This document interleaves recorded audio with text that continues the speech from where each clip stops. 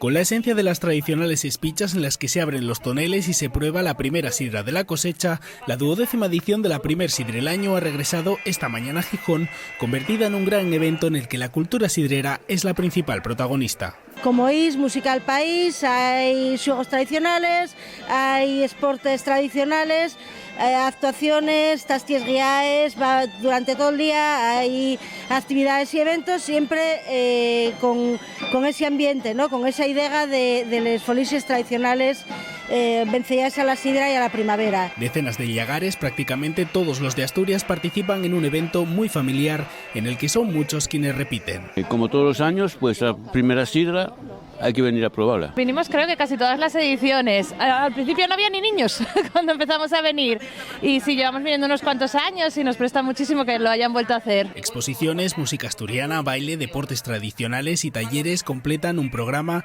en el que lo importante es pasarlo bien. Bueno, va a ser un día bonito y largo y ya te digo, acompaña el tiempo, que es lo primordial.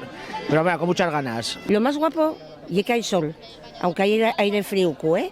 Hay flores, hay verde a mogollón, hay gana pasarlo bien, hay gana juntanza, hay perros, hay guajes grandes, pequeños, hay folicia. Una edición protagonizada por Sidra Roza, premio a la mejor sidra del año en un certamen que aspira a revalidar el éxito de ediciones anteriores a la pandemia y que podrá disfrutarse hasta el domingo en el Museo del Pueblo de Asturias con barra libre de sidra por solo 7 euros.